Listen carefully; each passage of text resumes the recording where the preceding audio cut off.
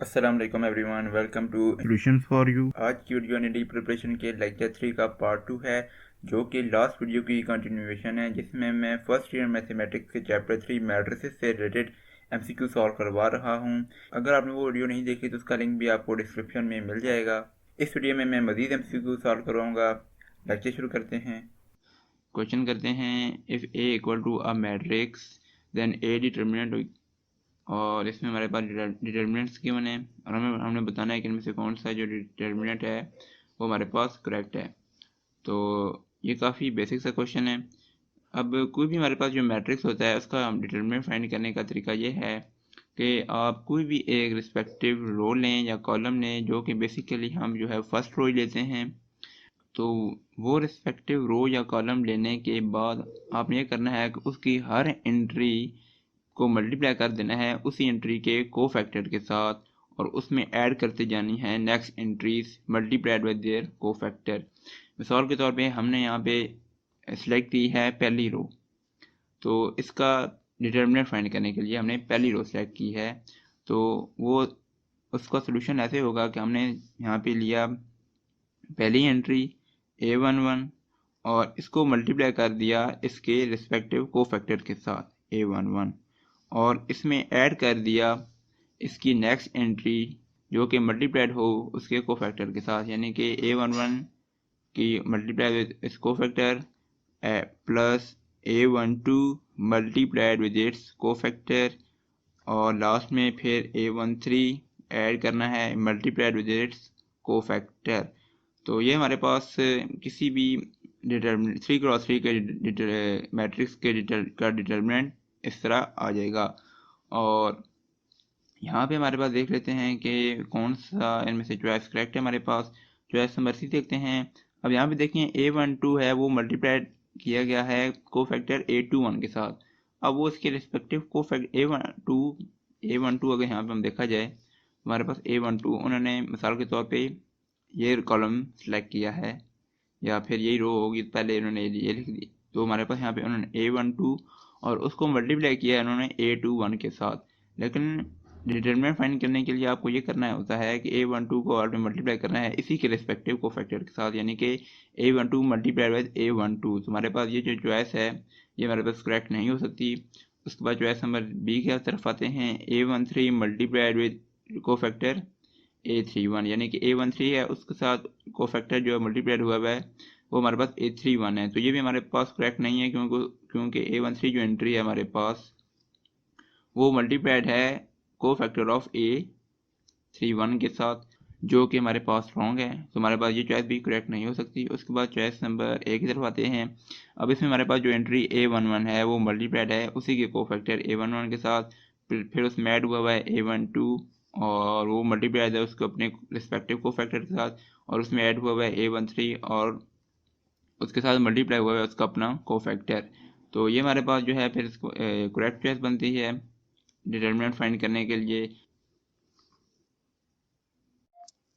Question करते हैं, the equations x plus 2y plus 3 is equal to 0, x minus y plus 4 is equal to 0 and 2x plus y plus 7 is equal to 0 have only one solution, only two solutions, no solution, infinite solutions. अब इस question में हमारे पास जो है वो तीन system of equations given है, और हमने बताना है कि जो इक्वेशंस हैं ये हमारे पास एक सोल्यूशन देगी, दो सोल्यूशन देगी, इनफिनिट देगी, या कोई सोल्यूशन नहीं देगी।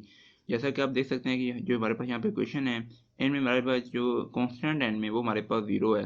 तो हमारे पास जो सिस्टम ऑफ इक्वेशंस होती हैं जिनमें हमारे पास जो कांस्टेंट हो बीच में वो हमारे पास जीरो हो, तो उनको हम कहते हैं होमोजेनियस सिस्टम। तो ये हमारे पास होमोजेनियस सिस्टम है, और होमोजेनियस सिस्टम में हमारे पास दो सोल्यूशन होते हैं, या यूनिक होगा यानी कि ओनली वन सोल्यूशन, और यह होगा हमारे पास इन्फिनिट सोल्यूशंस। तो अब यहाँ पे हम देखते हैं कि ये हमारे पास है जो इक्वेशंस हैं ये हमारे पास यूनिक सोल्यूशन देंगी या इन्फिनिट। तो वो देखने के लिए जो इसका जो सबसे इजी मेथड है वो हमारे पास ये है कि आप ये इन इक्वेशंस को मैट्रिक्स की फॉर्म में लिखें और उस मैट्रिक्स का डिटर्मिनेंट ले लें। अगर डिटर्मिनेंट जो है वो हमारे पास इक्वल टू ज़ीरो आ जाए तो इसका जो सोल्यूशन होगा वो हमारे पास होगा इन्फिनिट सोल्यूशन, और अगर इसका डिटर्मिनेंट जो ज़ीरो ना आए तो वो हमारे पास होगा यूनिक सोल्यूशन। ये हमारे पास जो है इन इक्वेशंस की जो मैट्रिक्स फॉर्म है वो हमारे पास आ गई। इसका अब हम जो है वो डिटर्मिनेंट ले लेते हैं। अब इसका जो है वो हम डिटर्मिनेंट ले लेते हैं, वो हमारे पास आ जाएगा 1 और 1 के रिस्पेक्टिव रो और कॉलम को हम डिलीट कर देंगे और बाकी जो उसका बचेगा मैट्रिक्स उसका डिटर्मिनेंट ले लेंगे। ये हमारे पास आ जाएगा 1 इंटू इसका होगा -7 इंटू -1 -7 -4 इंटू 1 -4, तो -7 -4 -2 इंटू इसकी रिस्पेक्टिव रो और रिस्पेक्टिव कॉलम को डिलीट कर देंगे और जो बाकी मैट्रिक्स बचेगा उसका हम ले लेंगे डिटर्मिनेंट। तुम्हारे पास आ जाएगा 7 इंटू 1 7 -4 इंटू 8 7 -8 प्लस और थर्ड एंट्री है इसकी रिस्पेक्टिव रो और कॉलम को डिलीट कर देंगे और बाकी जो मैट्रिक्स बचेगा उसका डिटर्मिनेंट ले लेंगे। तो ये हमारे पास आ जाएगा 1 इंटू 1 और 2 इंटू -1 -2, ये हो जाएगा हमारे पास +2। तो ये आ जाएगा हमारे पास -7 इंटू -4 इंटू -11 -2 और ये हो जाएगा 7 -8 -1 इंटू -2 +2 प्लस यहाँ पे 2 + 1 3 इंटू 3 9। तो ये हमारे पास आ जाएगा -11 + 11 9 + 2 11 और ये हमारे पास इसका आंसर आ जाएगा 0। तो क्योंकि अब हमारे पास इस मैट्रिक्स के डिटर्मिनेंट का आंसर जो है वो 0 आया है, तो हमारे पास ये जो सिस्टम ऑफ इक्वेशंस हैं इसका जो सोल्यूशन होंगे वो हमारे पास होंगे इनफिनिट सोल्यूशन। तो इस क्वेश्चन की जो राइट चॉइस है हमारे पास वो हमारे पास चॉइस नंबर डी है। क्वेश्चन करते हैं for homogeneous system of linear equations the solution 0 0 0 is called, और चॉइसेस हैं non trivial solution, trivial solution, feasible solution और नॉन। अब हमारे पास जो होमोजेनियस सिस्टम होता है उसमें हमारे पास दो टाइप के सोल्यूशन होते हैं, एक हमारे पास होता है नॉन ट्राइवियल और एक होता है हमारे पास ट्राइवियल सोल्यूशन। तो हमारे पास जो नॉन ट्राइवियल सोल्यूशन होता है वो हमारे पास उस टाइम पे आता है जब हमारे पास जो x y और z जहाँ पे यहाँ पे 0 0 गिवन है, x = 0 y = 0 और z = 0, जो कि इस केस में हमारे पास गिवन है, इनमें से कोई एक ऐसी वैल्यू हो जो हमारे पास 0 के इक्वल ना आए होमोजेनियस सिस्टम में, तो वो हमारे पास होता है नॉन ट्राइवियल सोल्यूशन। लेकिन इसमें हमारे पास जो है तमाम वैल्यूज़ हैं हमारे पास वेरिएबल्स की, वो हमारे पास 0 हैं। तो इस क्वेश्चन में जो हमारे पास चॉइस हो करेक्ट जो आंसर है जिसमें हमारे पास तमाम वेरिएबल्स के आंसर वैल्यू 0 हो, तो उस सोल्यूशन को हम कहते हैं ट्राइवियल सोल्यूशन, जो कि इस क्वेश्चन की चॉइस नंबर बी है। और ट्राइवियल सोल्यूशन से रिलेटेड मैं आपको एक और कॉन्सेप्ट देता चलूँ कि लास्ट क्वेश्चन में हमने जो डिस्कस किया था कि हमारे पास एक होमोजेनियस सिस्टम गिवन था 3 वेरिएबल का, और हमने बताना था कि उसमें हमारे पास सोल्यूशन जो है यूनिक है या इन्फिनिट है। तो उसमें हमारे पास जो आंसर आया था वो हमारे पास जो है वो इन्फिनिट सोल्यूशन था। तो इन्फिनिट सोल्यूशन और होमोजेनियस सिस्टम में हमारे पास नॉन ट्राइवियल सोल्यूशन और इन्फिनिट सोल्यूशन सेम चीज़ है, सेम थिंग है, और ट्राइवियल सोल्यूशन और यूनिक सोल्यूशन एक चीज़ है।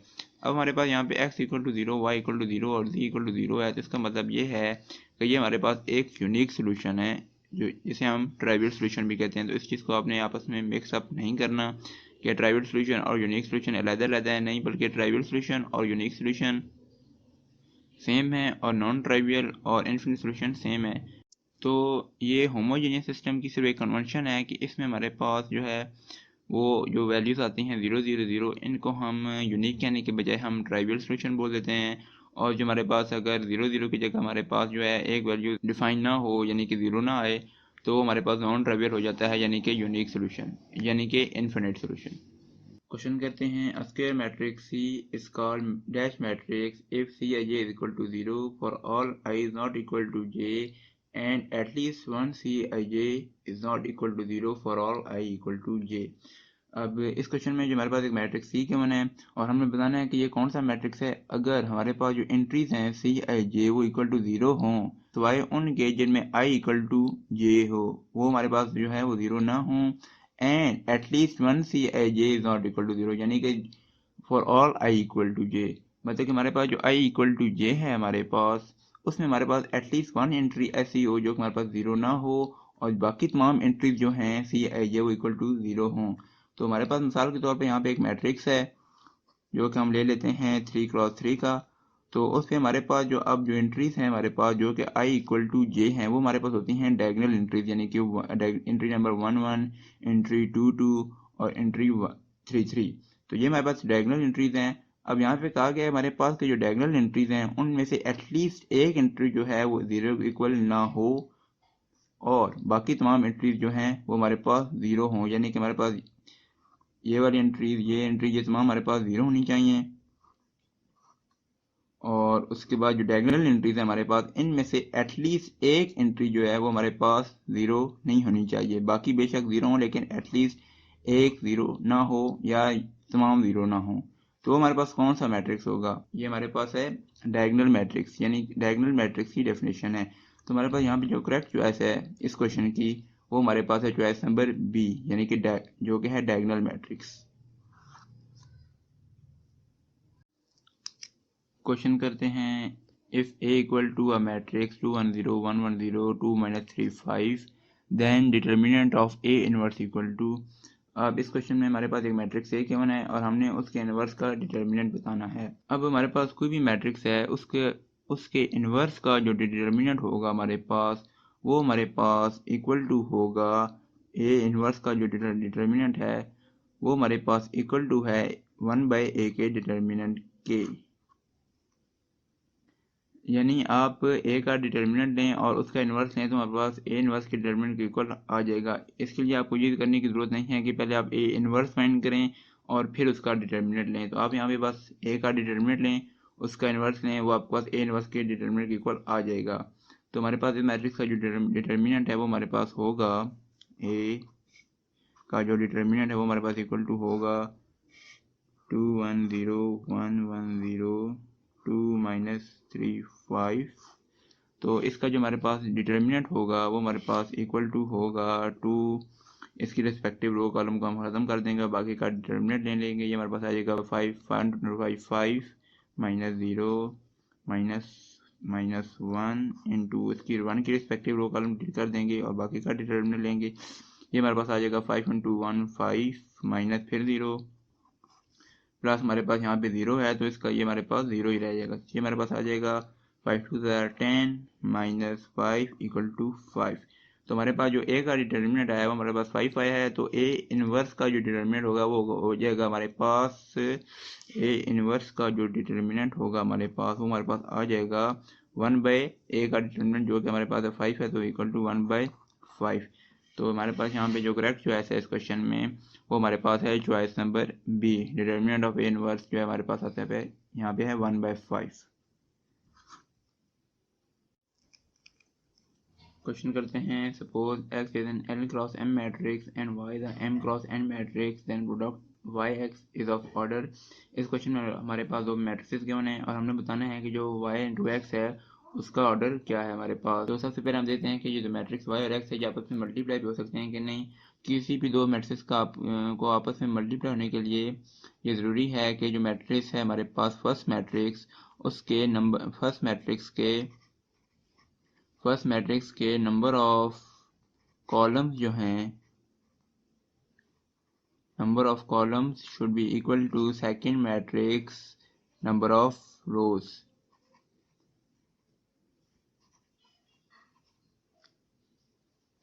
तो यहाँ पे हमारे पास जो पहला मैट्रिक्स है वो हमारे पास y है।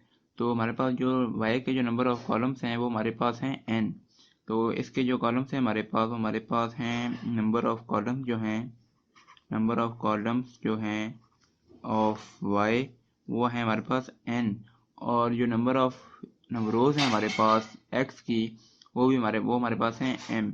तो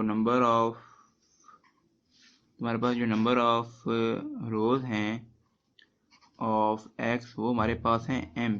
तो m × n हमारे पास जो नंबर ऑफ कॉलम्स है वो नंबर ऑफ रोज की इक्वल इसमें नहीं है। तो हमारे पास ये जो मैट्रिक्स है हमारे पास y × x, इसका जो प्रोडक्ट है वो हम फाइंड नहीं कर सकते। तो इस क्वेश्चन की जो राइट चॉइस है हमारे पास वो हमारे पास चॉइस नंबर डी है।